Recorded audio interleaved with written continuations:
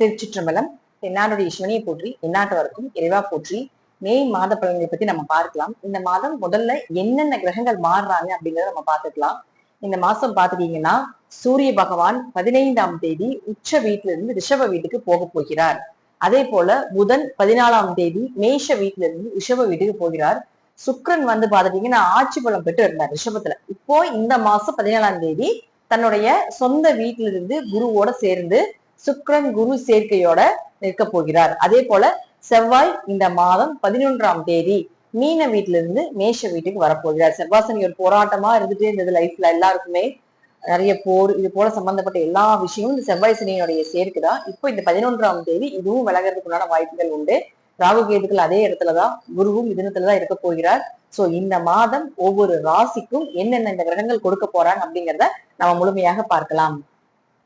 மிதுன ராசிக்கு உண்டான மே மாத பலன்கள் எப்படி இருக்கும் அப்படிங்கறத பார்க்கலாம். மிதுன ராசியை பொறுத்த வரைக்கும் பாத்தீங்கன்னா உங்க ராசி அதிபதி புதன் 14ஆம் தேதி வரைக்கும் லாபஸ்தானத்துல இருக்கார்.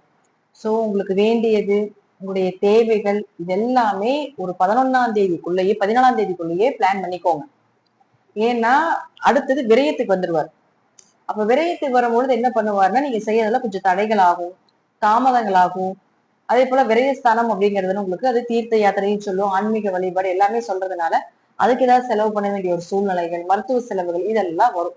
சோ உங்களுடைய விஷயங்கள் உங்களுக்கு நல்லது நடக்கணும், ஒருத்தர் போய் பார்க்கணும், ஒரு வேலை விஷயமாக எந்த விஷயம் வந்து உங்களுக்கு நன்மைகளை கொடுக்கக்கூடியதாக இருக்கிறதோ அது எல்லாமே 14ஆம் தேதிக்கு முன்னாடி வைத்துக் கொள்வது என்பது ரொம்ப நல்லது. அதே போல பாருங்க, ஒரு 4ஆம் அதிபதியுமாகி 11ஆம் இடத்துல இருக்கார்.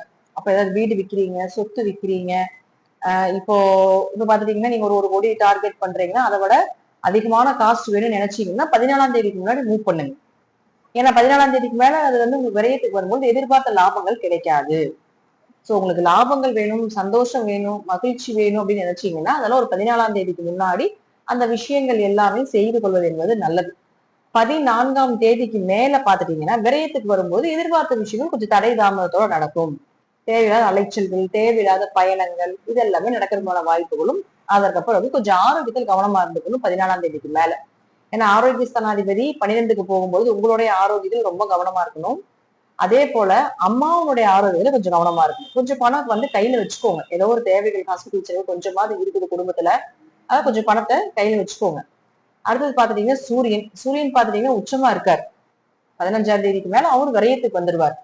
அப்போ கொஞ்சம் முயற்சிகள் எப்பவுமே பாருங்க 12ஆம் இடத்துக்கு எந்த கிரகங்கள் வந்தாலும் கொஞ்சம் தடை தாமத்தை கொடுக்கும். அப்போ முயற்சி ஸ்தானாதிபதி இங்க 15ஆம் தேதிக்கு மேல வரும்பொழுது கொஞ்சம் முயற்சிகள் தடைபடும் தான் அர்த்தம்.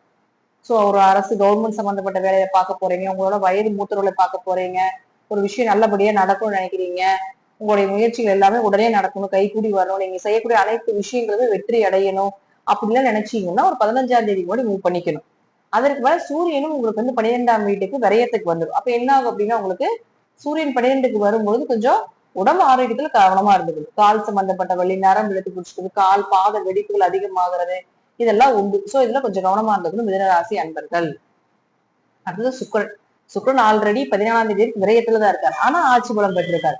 ஆட்சியோ உச்சமோ பெற்ற கிரகங்கள் மறைந்தால் ஆட்சிக்குண்டான பலத்தையும் உச்சத்திற்குண்டான பலத்தையும் பாதி கொடுக்கும், அந்த மறைவுக்குண்டான பலத்தையும் கொஞ்சம் பாதி கொடுக்கும் அப்படிங்கிற அமைப்பு உண்டு. அப்போ 12ல் இருந்தாலும் அது உங்களுக்கு சுப வரியங்களை கொடுப்பது, சுப நிகழ்ச்சிகள் செய்யறதுக்கான வாய்ப்புகள் இதெல்லாம் 14 வரைக்கும் உண்டு. அதற்கப்புறம் உங்க ராசிக்குள்ளே வந்துடுறாரு. அப்போ நீங்க என்ன பண்ணலாம், அதாவது 5ஆம் அதிபதி ராசிக்குள்ள வர்றது அப்படின்னா நீங்க என்ன பண்ணலாம்னா தெய்வ அனுகிரகத்தை நம்பி அடுத்த காரியத்தை நீங்க தொடங்கலாம். ஏன்னா குலதெய்வமே உங்க கூட இருக்க போகுது.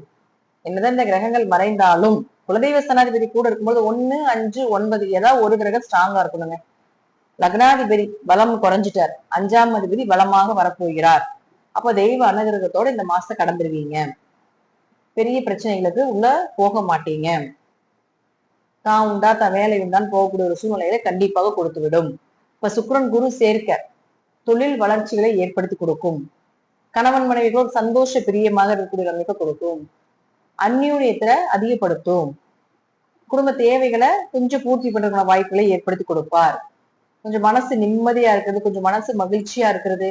ஒரு பக்கம் அந்த விரயங்களை கொடுத்துட்டு இன்னொரு பக்கம் பண வரவு, பொருளாதாரம், உங்க தேவைக்குண்டான விஷயங்கள் எல்லாமே பூர்த்தி ஆகி கொண்டே இருக்கும். அது ஏதோ வழியில் வந்துகிட்டே இருக்கும். அது இந்த சுக்கிரனாலதான். சோ அதனால கவலைப்பட வேண்டிய அவசியங்கள் மிதுன ராசிக்கு கிடையாது. அடுத்தது செவ்வாய். செவ்வாய் வந்து உங்களுக்கு 11ஆம் தேதி வரைக்கும் இங்கதான் இருப்பார். அதுக்கப்புறம் ஆட்சி பலம் பெற்று 11ஆம் வீட்டுக்கே வந்துருவார். அப்போ லாபத்துக்கு குறைவில்லை.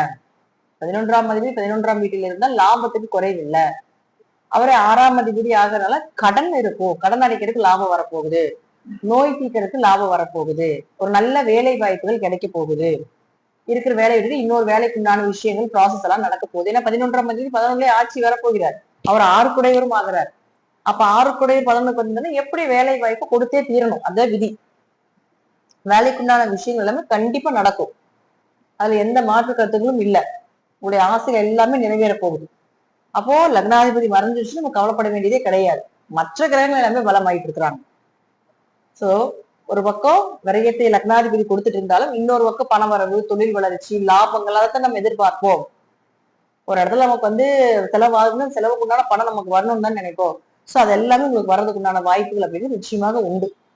சோ முடிந்த அளவுக்கு மிதுன ராசிக்காரர்கள் தெய்வ அனுகிரகம், குலதெய்வ வழிபாட, இஷ்டதெய்வ வழிபாட மேற்கொண்டுட்டு உங்க லைஃப பார்த்துட்டு போங்க. வளர்ச்சி அப்படிங்கிறது நிச்சயமாக உண்டு. இந்த மாசம் 80% பண வரவும் பொருளாதாரம் உங்க ஆசை நிறைவேற போகுது. ஒரு 20% விரயங்களும் கொஞ்சம் ஹாஸ்பிட்டல் செலவு இருக்க போகுது அப்படிங்கறதா உண்மை. சோ மிதுனத்துக்கு இந்த மாதம் யோக மாதமே அப்படிங்கறதுலயும் மாற்று கருத்து இல்லை. இப்போ உங்க ராசிக்கு எப்படி இருக்கும் அப்படிங்கிறது இந்த மாசம் அப்படிங்கறத நம்ம முழுமையா பார்த்திருக்கோம். இப்போ உங்க ஜாதகத்துல ஒவ்வொரு கிரகங்களையும் ஒவ்வொரு கிரகங்கள் தொட்டு வரும் பொழுது உங்க ஜாதகத்திற்கு இருக்கக்கூடிய அத்தனை பலன்களும் கண்டிப்பாக நடந்தே தீரும் அப்படிங்கிறதுலயும் மாற்று கருத்துக்கு இடமே கிடையாது. தசாபுத்திகள் கண்டிப்பாக நல்லா இருந்தா நான் சொல்வதை விட இன்னுமே நல்ல பலன்கள் எல்லாமே நடப்பதற்குண்டான வாய்ப்புகள் அப்படிங்கிறது நிச்சயமாக உண்டு. ஒவ்வொரு மாதமும் பலன்கள் கொடுத்துக்கிட்டே இருக்கும். நம்ம சேனல் சப்ஸ்கிரைப் பண்ணிக்கோங்க. அதே போல குரு பயிற்சி, சனி பயிற்சி, வருட பலன்கள் எல்லாமே கீழே வந்து டிஸ்கிரிப்ஷன்ல கொடுத்துருக்கோம். அதையும் நீங்க பார்த்து பயன்பெறுங்கள். நன்றி. மீண்டும் ஒரு நல்ல பதிவுல சந்திக்கலாம். திருச்சிற்றம்பலம், தில்லையம்பலம், ஸ்ரீ நரசிம்மர் திருவடிகளே சரணம்.